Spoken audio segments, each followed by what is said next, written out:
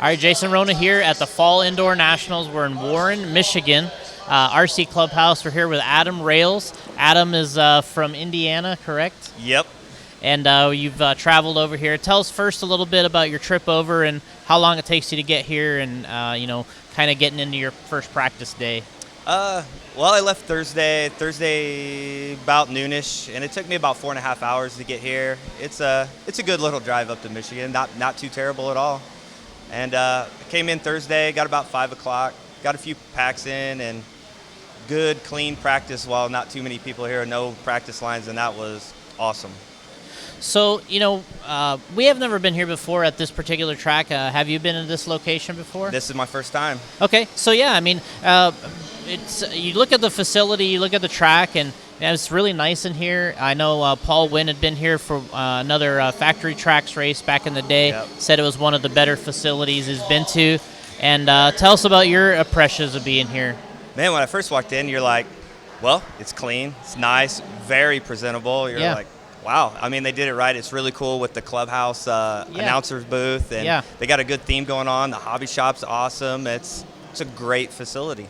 So when you're running 2 truck classes this weekend, you got the SC6 and the T6. Yep. Tell us about running 2 truck classes and 1 buggy. A lot of guys usually go for 2 buggies, but you got 2 trucks and a buggy. So tell us about that. Well, like when I travel, I always like to run, no matter what, I want to run something that's just fun. Yeah. And short course to me has always just been pure fun. It's always good. Everywhere I go, I take it, it's good. I can throw it down and just have fun racing and not worry about it too much and not take it too seriously. I don't get to run 4-wheel at home a lot, so I don't run it. Everybody's 13.5, and sometimes it just feels like I shouldn't be running 13.5 a lot at home. Yeah. And so I just haven't put a lot of time on our new car yet, and I want to. I think I'm just going to start practicing more mod and just get time on it, but I just want to have fun when I come, and stadium truck has always been, since I was just getting into the hobby, has been my class, and it's just always fun too. Yeah, so you got the 2 trucks. Obviously, the 6th generation, they're all the mid-motor laydown stuff. And how are you finding the trucks to tune in that configuration versus like maybe in the old days when we were running? I mean, not old days, but the T4 days, I will say, and the SC10 days. How do you think these are tuning compared to that generation? Man, I think we were so lazy and spoiled in the rear motor days. They worked everywhere. Yeah. And that's what everybody had. Yeah. And now I think everybody with the trucks, we struggled at first. And they just don't work like the buggies. Yeah. And you had to find something that works for them. Yeah. And like Spencer hit on with some things like running the shocks on the back of the arm, and then I would try that. And it works for it. I mean, you can't just say, that's what we run on the buggy, and it's gonna work on the truck. It doesn't necessarily work out like that. Yeah. So I run the laybacks in both trucks, and I just been finding something that works for me. So with the power that we're using on this series, we're doing the 13.5 stuff. What's it like running a 13.5 in both the truck classes, and then particularly you got the Reedy power and the electrical. What's the power situation like, and how is it to tune in with a 13.5? Actually, I think it's really easy with a 13.5 because like 17.5 would be a little doggy in trucks. Yeah. They're heavy, they're bigger. 13.5 seems to be the good compromise, like to bring everybody together instead of running mod. Like mod's hard. Yeah. There's no question about it. And it's more difficult. And I think condensing the truck classes into one, like 13.5 is a good middle ground. I run the 13.5 Reedy S Plus. I got the torque rotor. I'm only running the torque rotor in the stadium truck, and it's just been awesome. It was awesome at Hobby Action. Obviously, it was really good at Smack Track. Yep. Or Velocity RC. Yep. It was really good there. I got power here, and they've been great. Yeah, like when you look at the track, I mean, when I first walked up, like there's a couple long reaching doubles on this track, like the one on the left side. Yes. And that's not an easy jump coming off that little single. You got to settle down and then make the double, right? Right. You gotta pick your lines in the truck more than like say your 2-wheel. 2-wheel is just, hey, let's roll that, hit that apex and go. And truck is like, line it up. Yeah. You gotta pick your lines way better with the truck. You're kind of legging it out a bit. And I mean, if you're gonna short that corner, you're gonna short the double. And there's no doubt about it. So, talking about the buggy a little bit, you did some 2-wheel mod. Had a pretty good run out there. Yeah, I was running third in the B main there for a while, and I gave it up. But you know, Yeah, I mean it's not easy this weekend. Yeah, It's and definitely the not main easy. was a little longer. Yeah. I noticed watching. I was like, at first I saw Austin and Matt. They're having a good race at the front. You had get into third, and I was Right. like, man, this is getting a little interesting. And I forgot the race was longer, and all of a sudden, We all did. Yeah, I think everyone was like, man, when is this thing going to be over? But Right. it was a little open at first. I thought Matt was kind of gone, and then Austin was a little close, and then you guys are making up a little room. But it was kind of an interesting main, right? Yeah, I mean, Matt kind of took off, and like everybody kind of crashed in front of me. I started 7th, and then I think on lap 2 I'm in 3rd, and I'm like, let's roll with that. And I rolled in 3rd for a couple minutes, and then I made a couple little bobbles, and then we got in the traffic, and all of us just seemed to hit turtle shells everywhere. Yeah. I noticed something you're doing a little different. You're doing this with the short course, but you're going around the little 2 jumps. Yeah, I feel like in the short course it's way safer, but when you round the corner at the top of the hill by the scoring stand, you can rip it all you want coming out of that and just shoot right around them. Yeah. And if you hit that double and you kind of case it or you overjump it, because there is so much off camber, you'll just slide off that turn. Yeah. And like you can just shoot hardcore out of that corner to it, round it, and go. It's just safer. And I looked at my lap times, and they matched. So another thing I wanted to ask you about is you've been doing a little, you collect some RC vintage stuff too.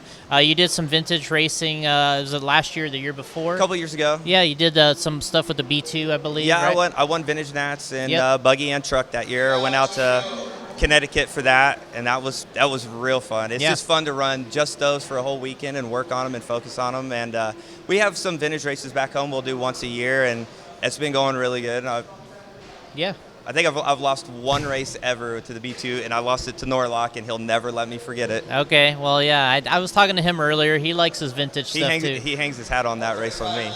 Yeah, you're like, I'm going to have to get you back. Yeah. Where are you going to next, and I'll get you back. But, yeah, so you did a full T2, and you did a full B2, right? Yeah, brand new builds on both, and, like, as you know, you got to get them in parts these days. Yeah. And it's hard to find them.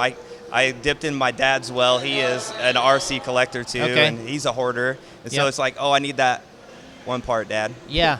I'll take that bulkhead or whatever you got absolutely. there. So another thing that you've had over time is you've done some gas truck stuff too, right? Yes. So talk to us about your GT stuff, and then I believe you built like a sort of a new generation truck. I have a couple of like anybody that's old school, we all raced gas truck back in the day. Yeah. Because A-scale just wasn't what it was 20-some years ago. Yeah. Gas truck was the class. Yeah. And I always had fun with the GT, and the GT2 was amazing when it came out. It was next level. And then it killed itself off the tracks and whatever. It just kind of aged out, I guess. Yeah. And a guy, Casey Wright, from way up north, he started making this GT5 conversion, a chassis and a couple parts to basically take it's like GT2 tranny and and T5 and make it a modern day gas truck. And I built myself one, and then he had some parts, and I was like, well, let's do it like this. And I made a couple and sent it to him, and he was like, wow, that's really good. And they work awesome. They're really good. Yeah. It's just you don't really have a chance to race them at any tracks right now. And so I made myself one. I made Matt Gosh one. But finding time is hard to run it. You just got to find a time to go, hey, let's just go run this for the day with nobody else. Yeah. And, I mean, that was the other thing, too. I think it's not as easy to find the engines, right? No, it's not. Casey hooked me up. Well, he was selling a bunch. He has a bunch of stuff. And I was like, hey, do you have that old OS? I'd like a CV, whatever. Yeah. And he was like, yeah. I was like, I want it. Yeah. Bought that from him.